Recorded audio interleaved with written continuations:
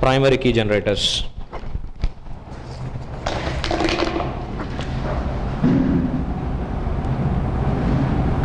Auto primary key generators. So how many primary key generators here they given? One is default one assigned, and we have one increment, we have one identity, and we have one sequence, and we have one high-low, and we have one native, and we have one foreign. So these many foreign key, these many primary key generators we have: assigned, increment, identity, sequence, high-low, native, foreign, and we have one more here. You can write one more, custom generator. Custom generator also I'll show you here how to write our own generator class. So these many generators we have. By using these all generators, what we can do? In these generators, the first one is default one assigned. In case of assigned, user should responsible to pass IDs to application while doing registration, ID, name, email, if you have such type of parameters.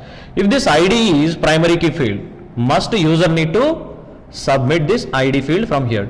ID he need to enter, name he need to enter, and email he need to enter. These three fields data you need to send to your Hibernate application. Application will read these three fields. That same three fields it will store under DB. ID, name, email. These three fields we need to store under object. We have to keep them into object. Then that object we can persist into table. Okay, the same data, whatever the data we have here, that data we need to insert into tables here. So here who is responsible to pass this ID? Developer, user responsible. User must need to pass ID. The same ID we need to insert into table. But we should not take primary key values from users. In real time cases, these primary key values you should not read from user inputs. If you read from user inputs, there is a chance to enter same ID multiple times by the multiple users. So this ID values we need to insert automatically. In case if I go through assigned, user need to pass ID from here. If it is the remaining techniques, if I go through increment or identity, the remaining techniques, user no need to pass any ID from here. Just you need to pass only two parameters. One parameter it will get from table, that parameter it will add here in your object. Finally it will update three fields into table. Finally it will insert three fields into table. So how many techniques we have here? We have the first technique, increment. In this first increment technique, what exactly it will do? If I pass two inputs to my application, if I pass only two inputs to my application first it will get max ID from table.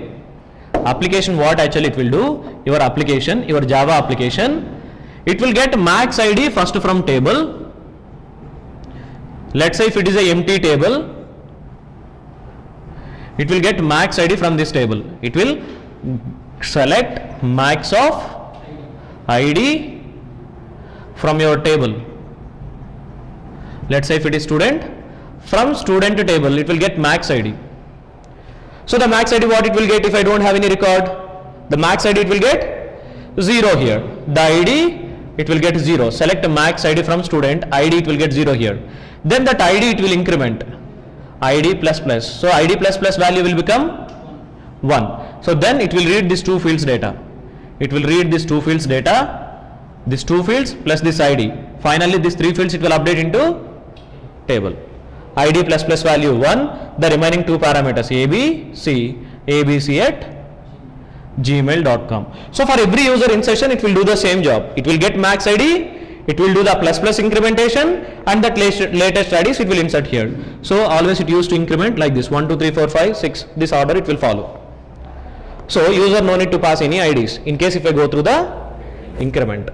If I go through identity, if I go through increment, who is responsible to increment your ID? Here we have one view layer, one application layer, one DB layer.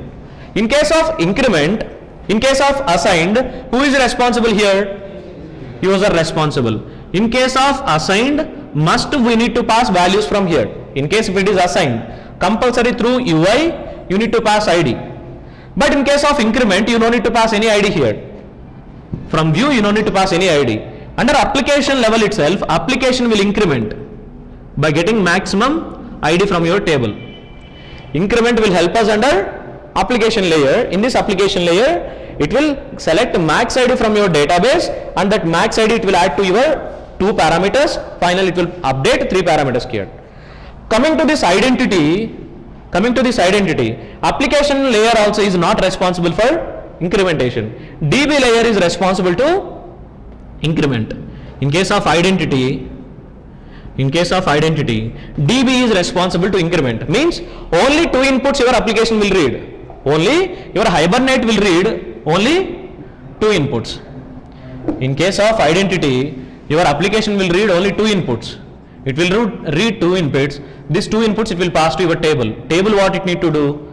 Table need to responsible to generate IDs. Table should responsible here to generate IDs. Who is responsible? Your database. Your database need to increment these IDs, auto increment IDs. Then it need to assign these 2 values to that IDs. In database level also we can do the incrementation. RKL will not support. In MySQL we have auto increment primary key. In DB2 database also we have auto increment primary key. We can increment primary keys. That technique we don't have in RKL. In MySQL we have that technique. So here in case of identity, who is responsible to increment your ID? Database itself. Database only responsible. If you go through this identity.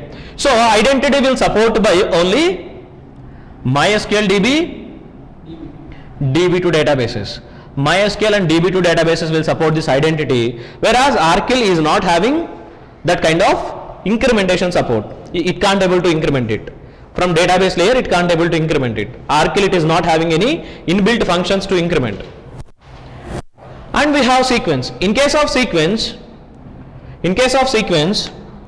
database and application, both the layers are responsible to increment IDs.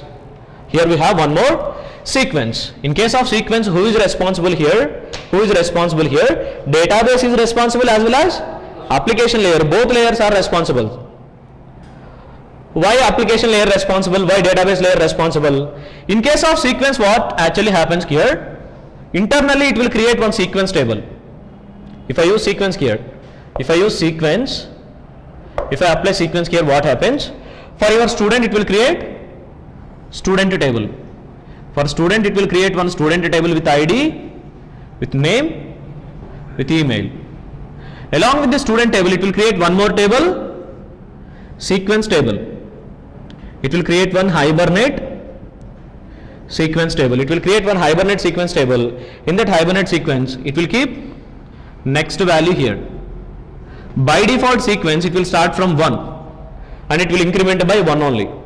Sequence will start using 1, increment by 1. Starts with 1 and increment by 1 only.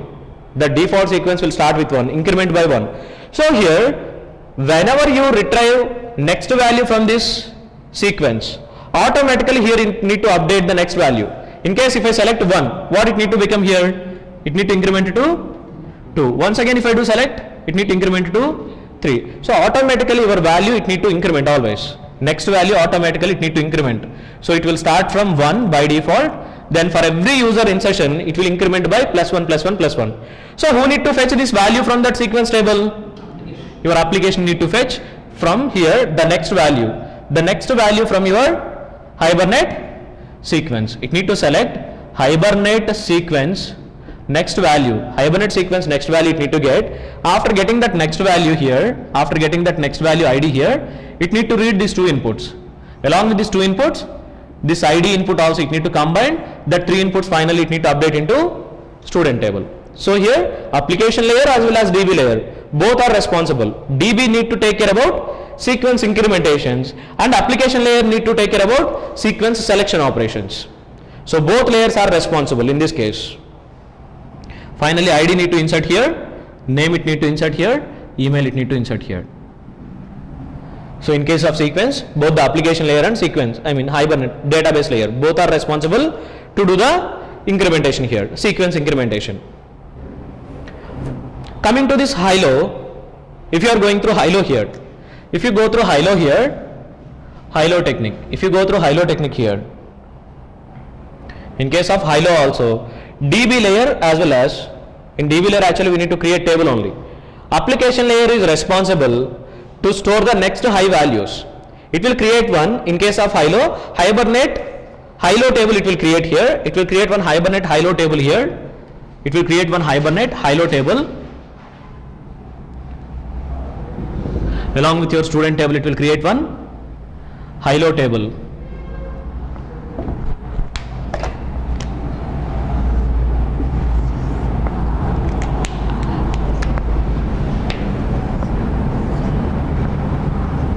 Here it will store next high value. Next high value it will store. Next high value, initially it will start from 0. At the time of first deployment, it will start using 0. At the time of first deployment, by default it will update value into this table 0 while doing first deployment. In case if you deploy today, after 1 year if you redeploy it, after 1 year this value will become 1. After once again after 1 year, if you again redeploy, then it will become 2. Means at first time deployment only it will update 0 value here. In case if this next high value if it is 0, if this value if it is 0, what application layer will do? It will read 2 inputs. Name and email, 2 inputs it will read, and it will check this next high value. If this next high value if it is 0, if the next high value if it is equal to 0, what actually it will do? It will do the normal incrementation here. Means it will start from 1, 2, 3, 4, 5. This incrementation order it will follow here, and it will add these 2 parameters abc @gmail.com. Normal sequence order it will follow. At the time of first deployment it will do this job. Deploy first. Again, once again if you deploy your application, deploy second. It will make this ID 1. If it is 1, then this insertion order it will change. This insertion order it will change. This insertion order it will change. Basically it will follow 1, 2, 3, 4 order. Once again if you restart, then this insertion order it will increment by 3 to 7, 6, 7. It will change its insertion order by using 3 to 7, 6, 7. Maximum short value, right? This one is maximum short value, right? So once again if you deploy, at first time deployment, that sequence order it will follow 1, 2, 3, 4. This order it will follow. When if the next high value if it is 0, then it will use these IDs for your student.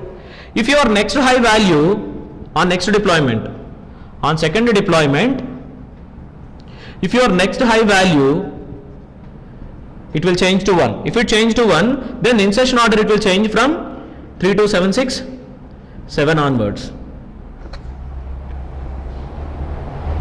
Once again if you restart on deployment 3, if you deploy third time, the next high value will become 2. If the next high value if it is 2, then insertion order it will insert from 3 to 655, 35 onwards. Means for every restart it will do the incrementation of 3 to 767.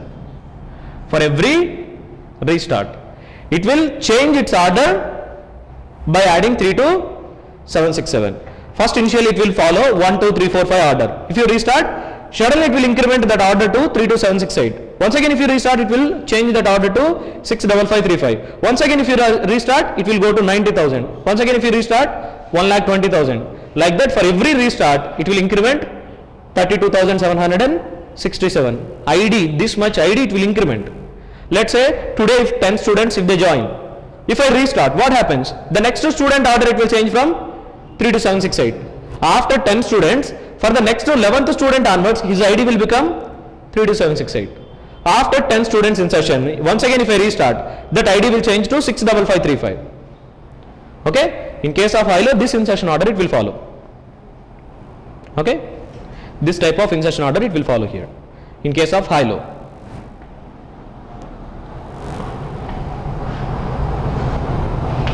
And coming to native, if I go through native here, if I go through native internally it will go through increment or identity, it may go through sequence. Native can use increment or identity or sequence. Native is not having any specific technique. Native can use increment. It depends on your database. In case if increment is not supported, then it will shift to identity. If identity not support, it will go through sequence. Native is not having any special technique. Internally it will use next increment, else identity, else sequence. So any technique it can use internally. Native is not having any separate technique. Okay, and this foreign will discuss on one-to-one relationship. Okay, you can understand on one-to-one relationship. Then custom generator, I'll show you how to configure custom. Okay, first just to see all these examples using increment, using identity, using sequence, and using high-low. Just I'll go through web application.